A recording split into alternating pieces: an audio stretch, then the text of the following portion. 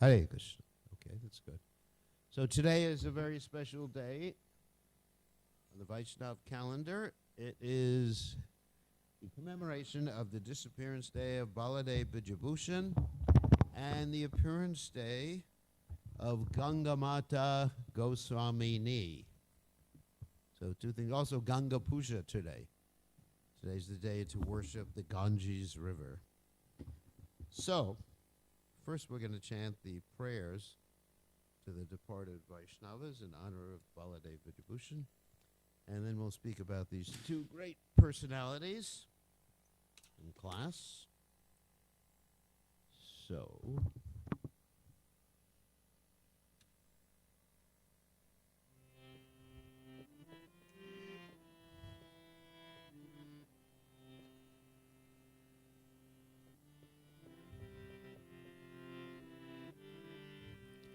Ye Anilo Prema Janna Corona Prachu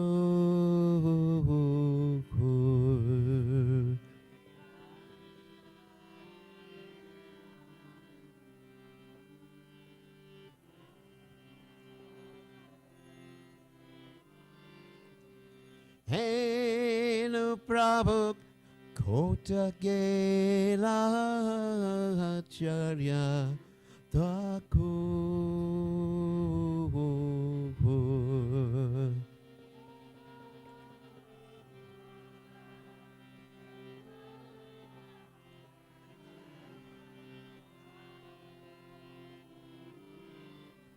Kahamora Saruprupa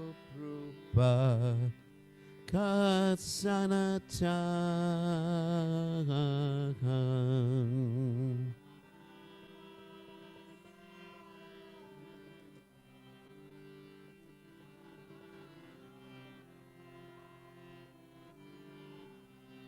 Nahadasa Raghunatha Patita Pavakan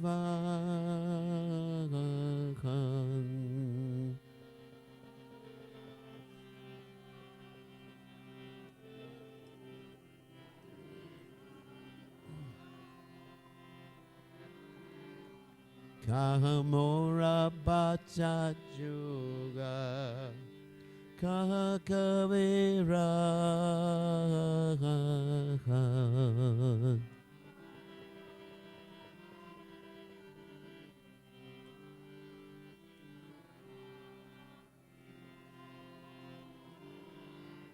Ekakale Kotagela Goranataras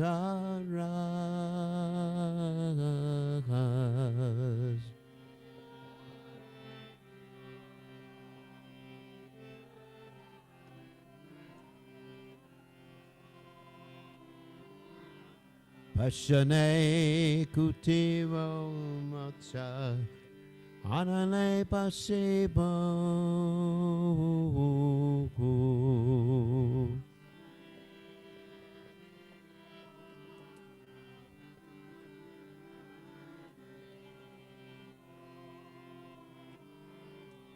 Goranga Gu Neranere Kota Kele Pabo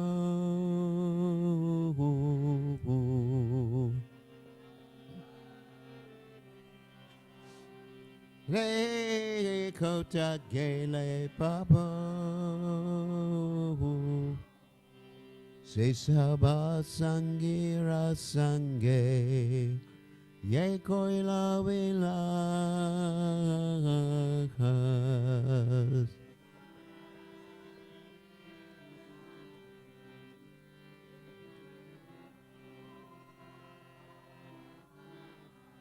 Se Sangana Paya Kande Narotamutas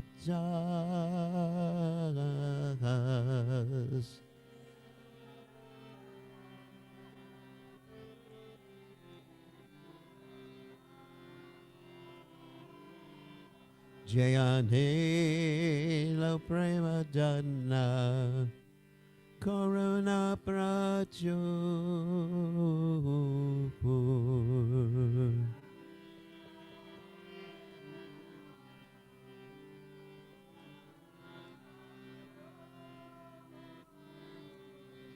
Jaya Jaya Thakur, Jaya Jaya Thakur, Jaya Jaya Thakur, Jaya Jaya Thakur.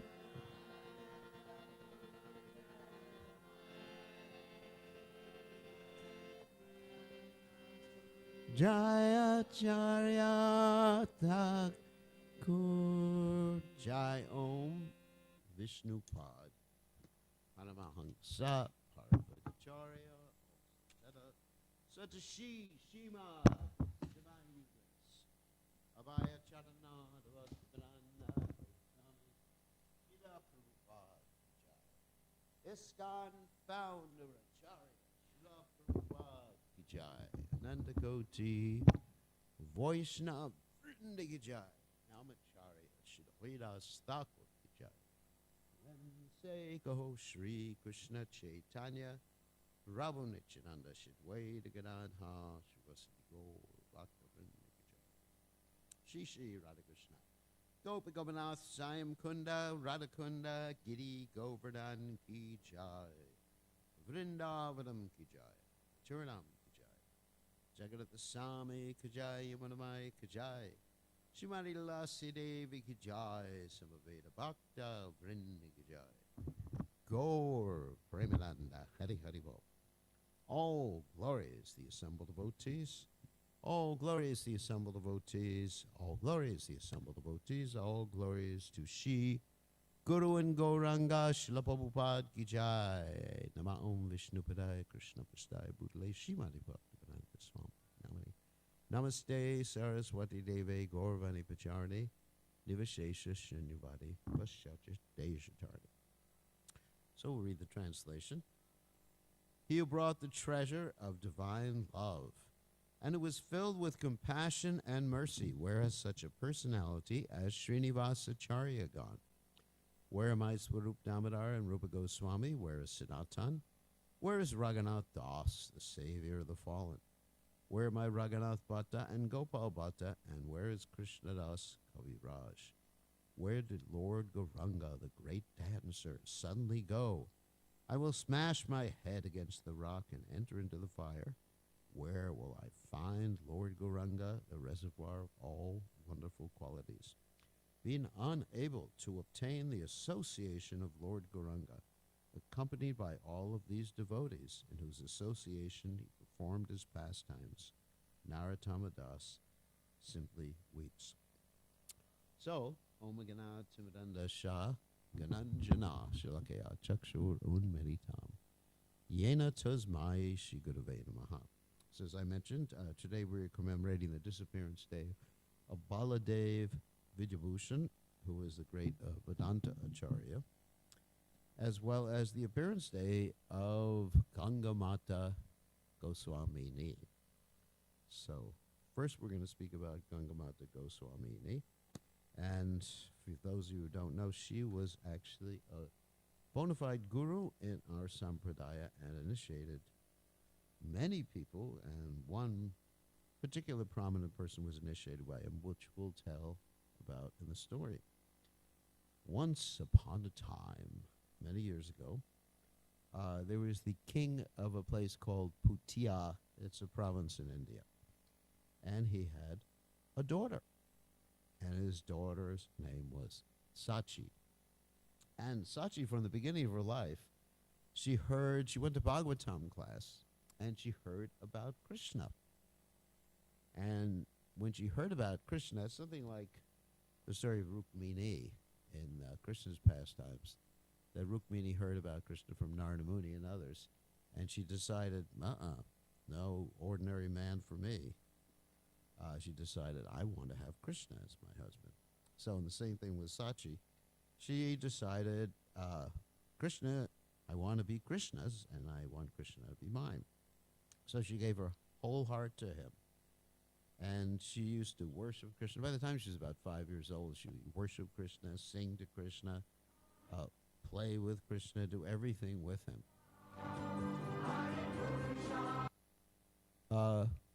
Can you leave it alone? Haribol. What are they doing? Who went in there?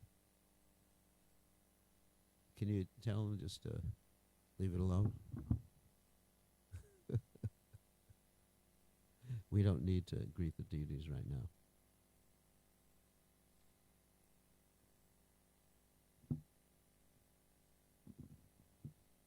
Okay. No audio on the internet. There's nothing you can do about that right now. They can just go on my Facebook page and see it.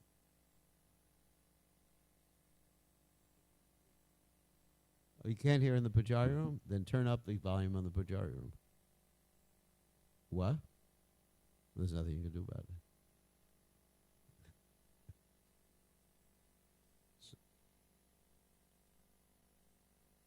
But certainly don't put on the Govinda prayers.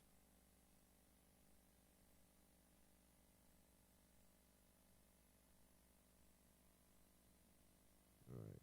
Let me just make sure.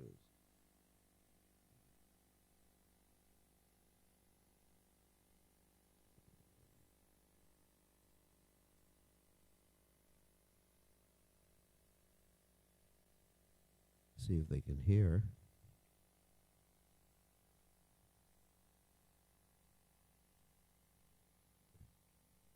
Hare Krishna. Maybe not.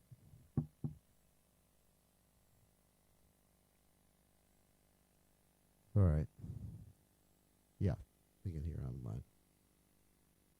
So anyway, so getting back to the pastimes of Krishna. So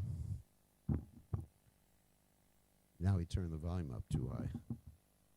If you just leave it. If you want me to give class, you just have to leave it. What's that?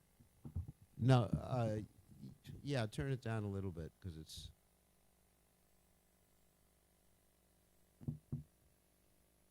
a little disturbing.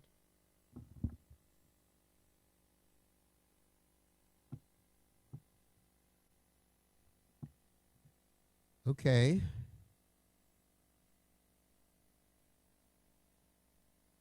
Is it down? Okay. Please, yeah, just leave. Turn it down a little more.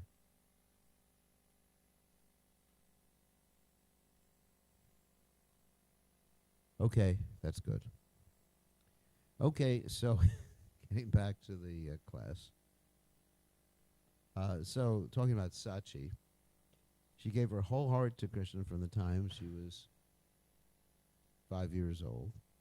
And when she was 16 years old, she became maddened with love for Krishna.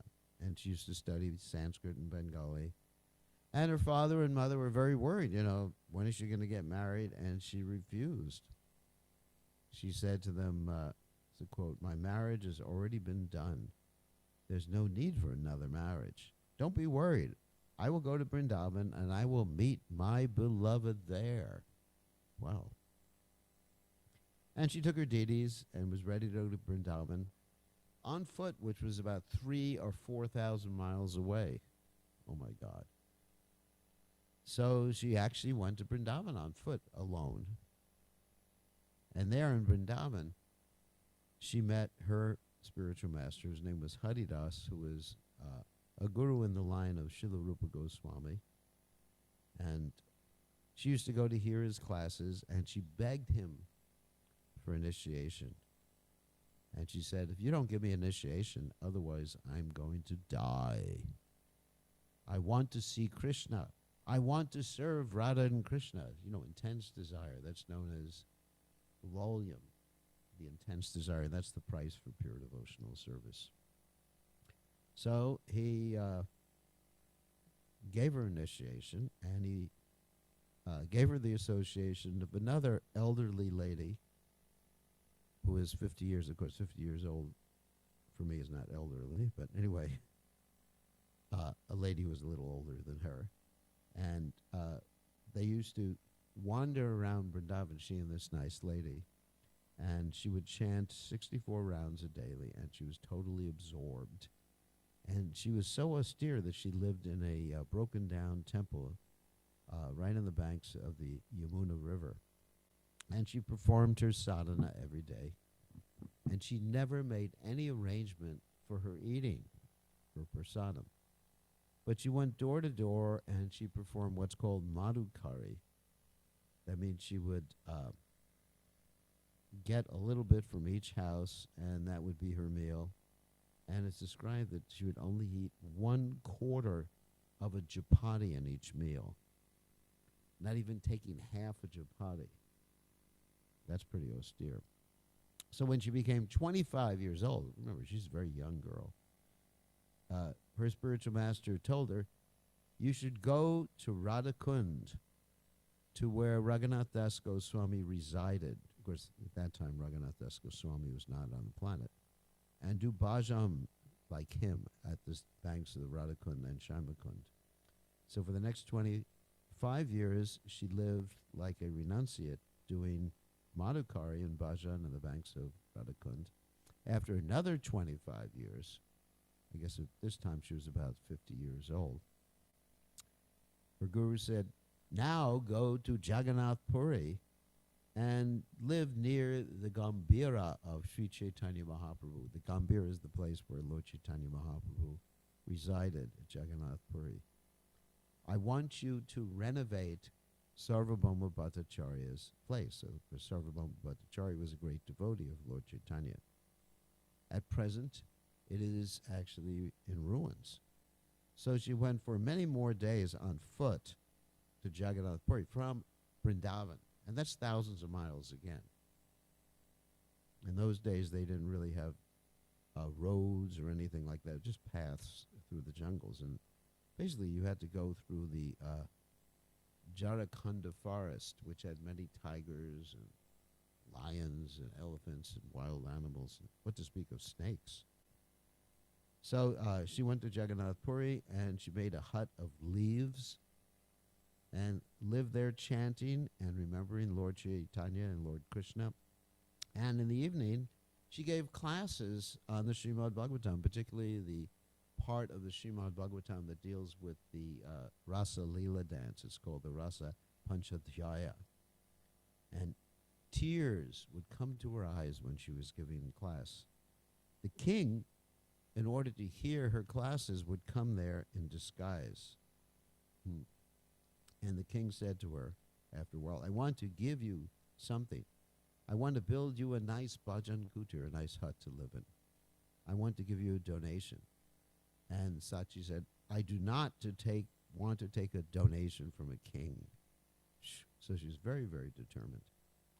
So sometime after that, on the day of Makara Sankranti, this is actually the day of worshiping the deities, the Ganges, where everyone goes to bathe in the Ganges.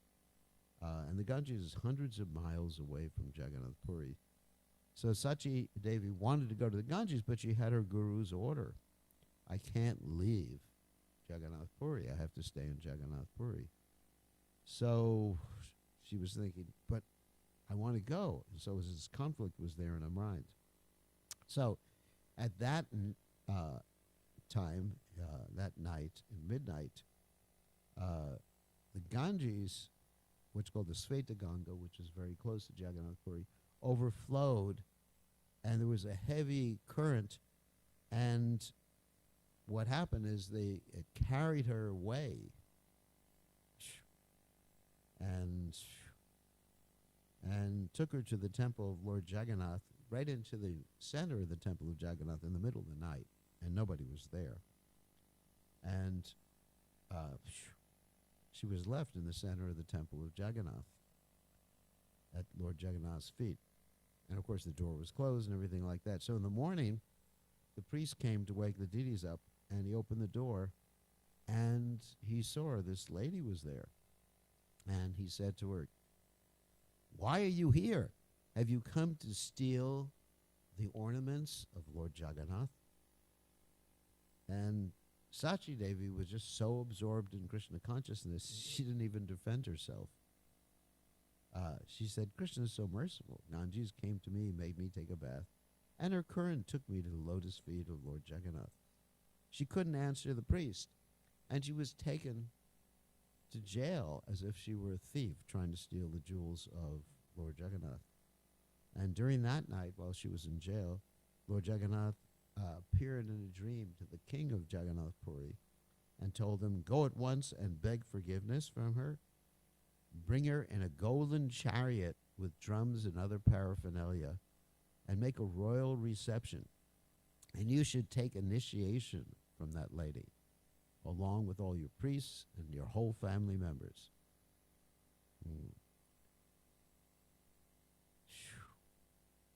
And he said, if you do not do this, I will destroy your entire dynasty. Lord Jagannath said that. So now he began to pray and fast, and she refused to initiate him. She said, I'm not going to initiate. I'm not going to make any disciples. It's going to be too much for me. So Lord Jagannath appeared to her and ordered her, for me, to please me, you must make disciples. She then accepted them. That's interesting.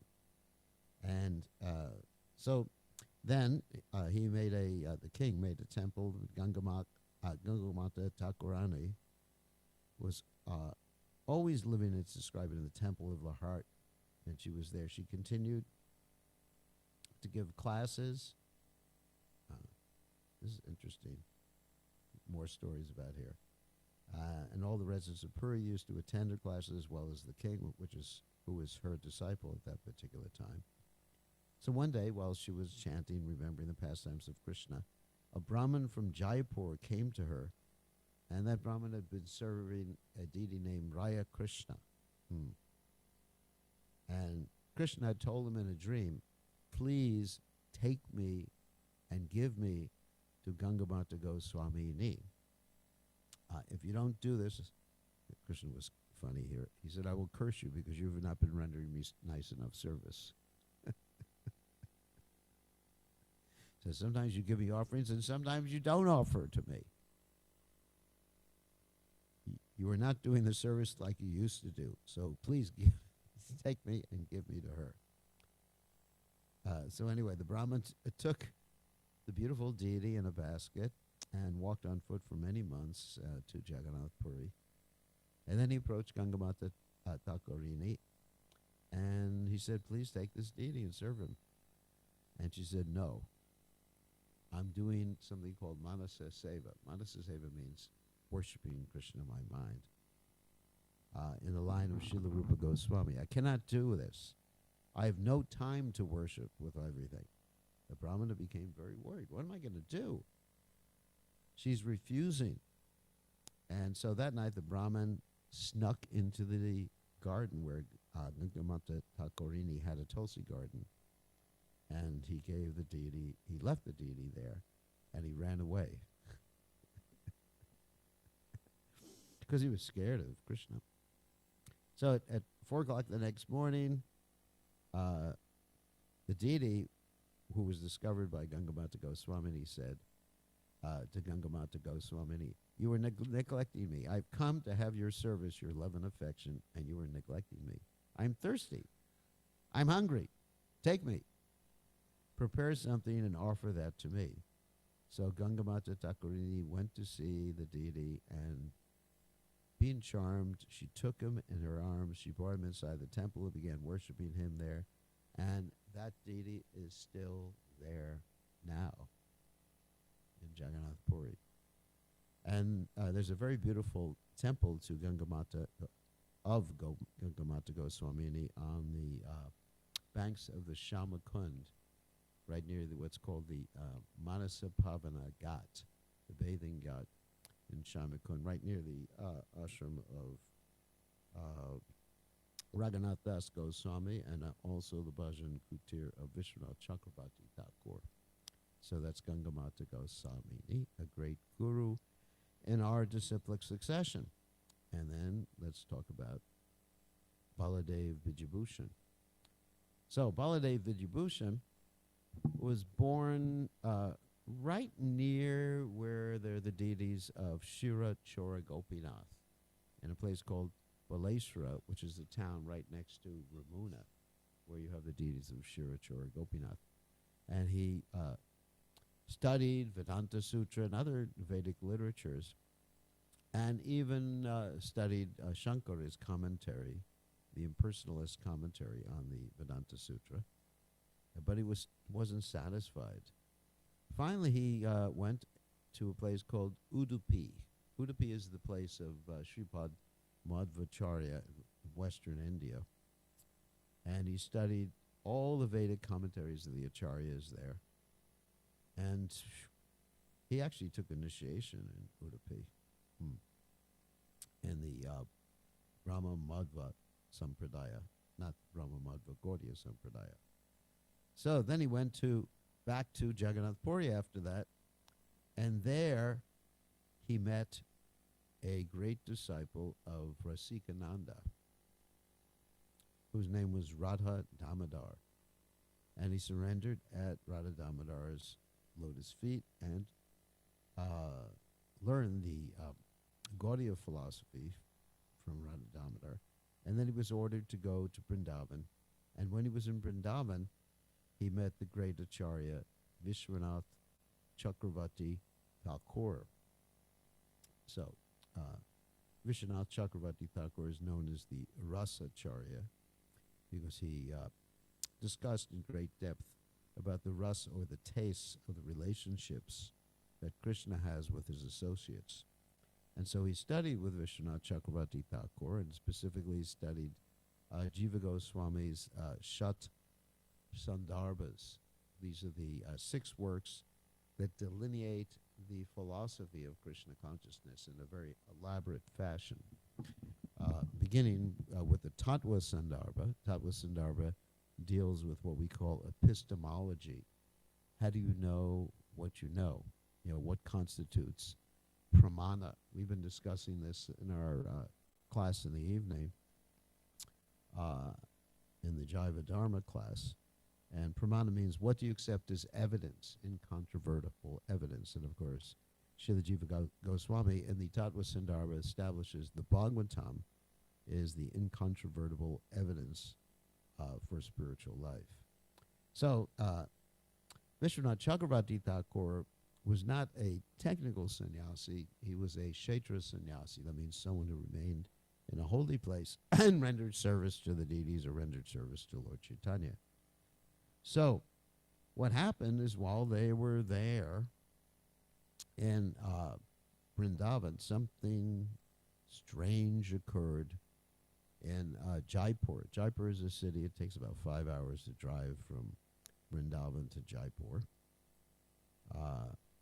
And Jaipur is a city where there are the deities of Radha Govinda.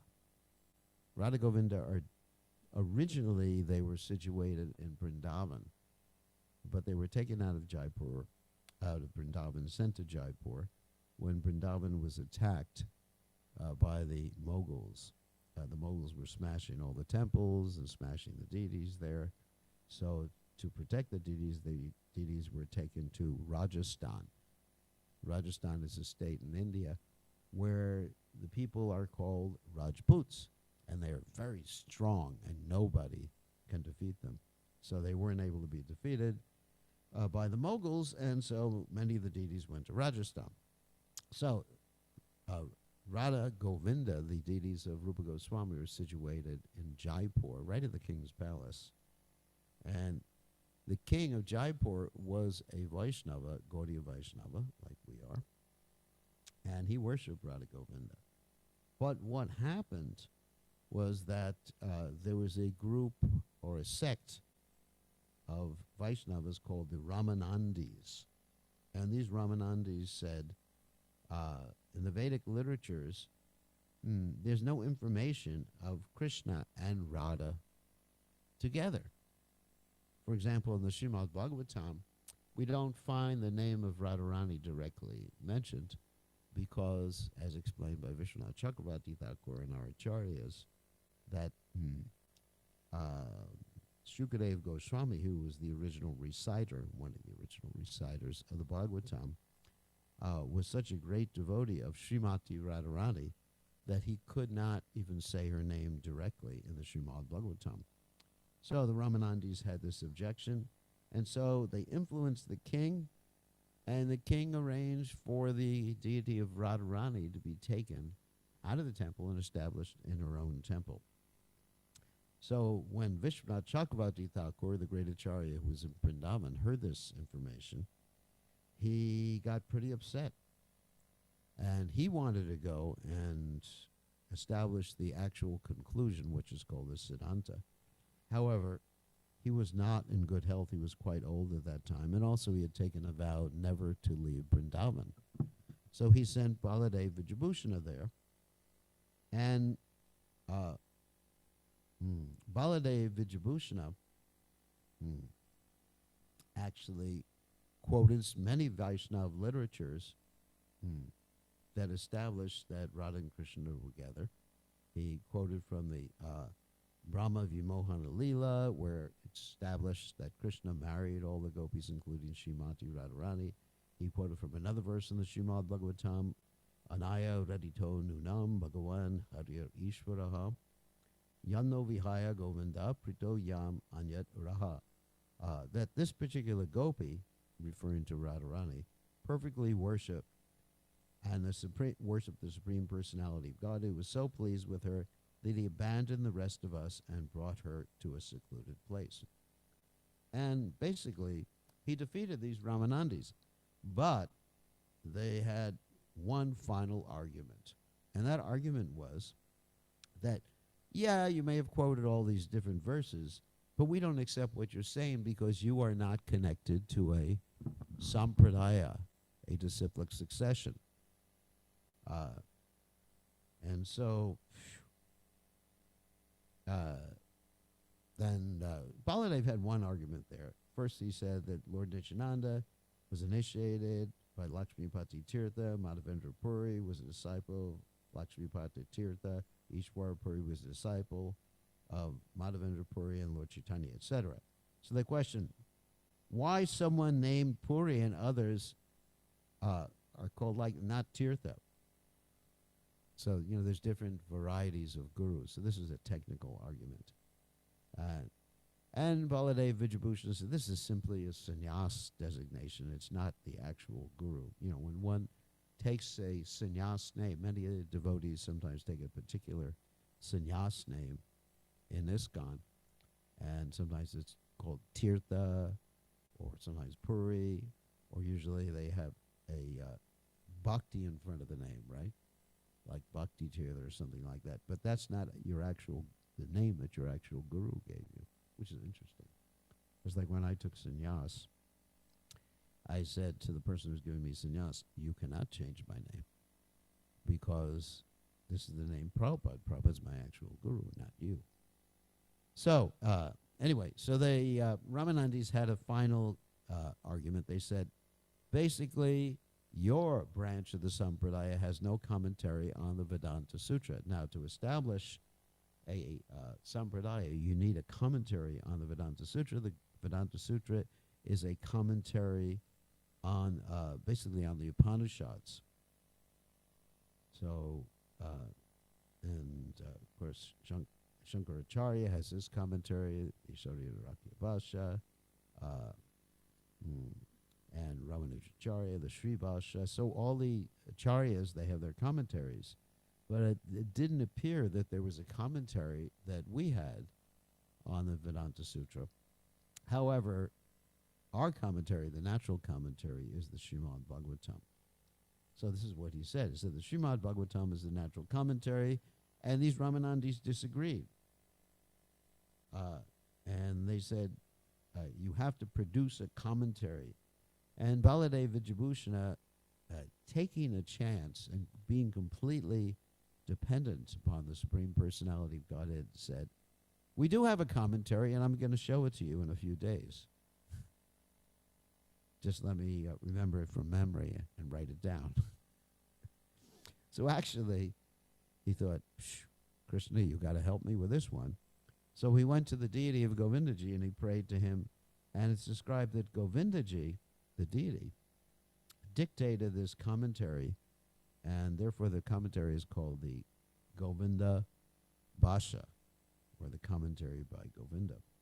So these Pandits, Brahmins, were so amazed by hearing this, they wanted to be initiated by Baladeva, but Baladeva refused because they had already gotten initiation in their own sampradaya, which is the Ramanuja sampradaya, their branch of the Ramanuja sampradaya.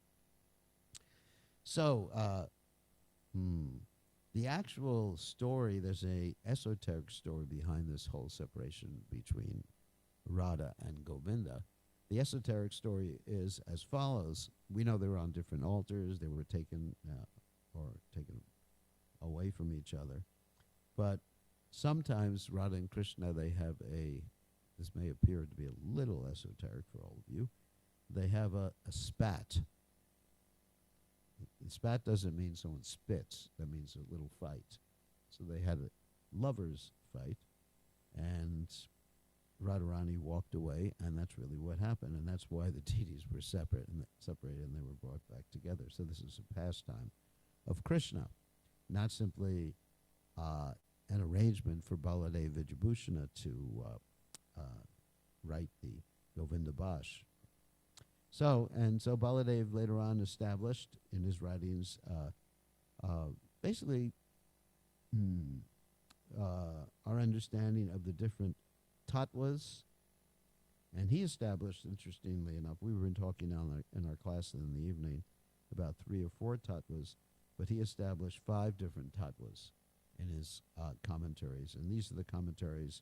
These are the tattvas that Prabhupada makes reference to in his commentary on the Gita. That's his 5 were Ishwara, Jiva, Prakriti, Kala, and Karma.